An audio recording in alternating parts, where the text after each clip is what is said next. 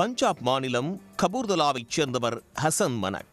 பிரபல நாட்டுப்புற பாடகரான குல்தீப் மனக் என்பவரின் பேரன். தாத்தாவின் பாதையை பின்பற்றி ஹசன் மனக்கும் நாட்டுப்புற பாடல்களில் கவனம் செலுத்தியிருக்கிறார். நாளடைவில் தனக்கென ஒரு பாணியை உருவாக்கி கொண்டு தனி இசை பாடல்களை உருவாக்கியிருக்கிறார். ஹசன் ஏராளமான பாடல்களை எழுதி நடித்து படமாக்கியிருக்கிறார். யூடியூப் மற்றும் ஸ்பாட்டிஃபை போன்ற தளங்களில் இவரது பாடல்கள் மில்லியன் வியூஸ்களை தொட்டிருக்கிறது. ஏராளமானோர் சமூக வலைதளங்களில் ஹசன் மனக்கை பின்தொடர்ந்து வருகிறார்கள். எந்த அளவுக்கு ஹசன் மனக்கின் மீது புகழ் வெளிச்சம் இருக்கிறதோ அதே அளவுக்கு அவர் சர்ச்சைகளிலும் சிக்கியிருக்கிறார். சென்ற மே மாதம் 20ஆம் தேதி மன்தீப் கவுர் என்ற பெண் பரபரப்பு குற்றச்சாட்டு ஒன்றை முன்வைத்தார்.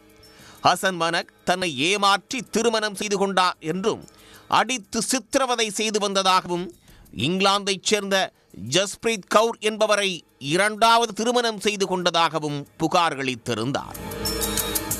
முதல் திருமணத்தை விவாகரத்து செய்யாமலேயே 2வது திருமணம் செய்து கொண்டார் என்றும், மனைவி மீது தாக்குதல் நடத்தியதாகவும் ஹசன் மீது எஃப்ஐஆர் பதிவு செய்யப்பட்டது.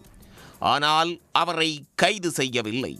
இந்த சூழலில்தான் இங்கிலாந்தில் வசித்து வந்த பெண்ணின் தாய் ஒருவர் ஹசன் மனக் மீது காவல் நிலையத்தில் மோசடி, ஏமாற்றுதல் ஆகிய பிரிவுகளின் கீழ் பரபரப்பு புகார் ஒன்றை கொடுத்திருந்தார்.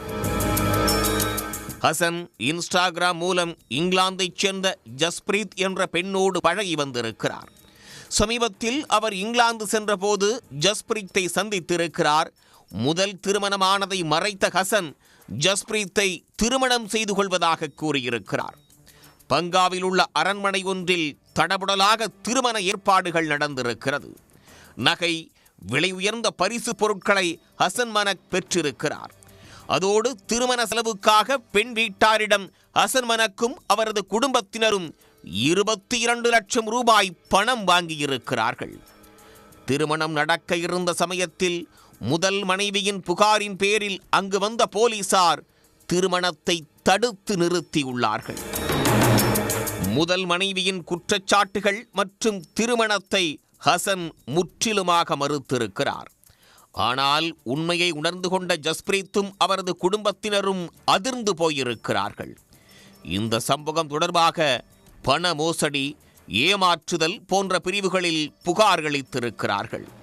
ஹசன் மனக் மீது எஃப்ஐஆர் பதிவு செய்த போலீசார் அவரை கைது செய்து நீதிமன்றத்தில் ஆஜர்படுத்தியுள்ளனர். நீதிபதிகள் அவரை 14 நாட்கள் நீதிமன்ற காவலில் வைக்க உத்தரவிட்டுள்ளார்கள்.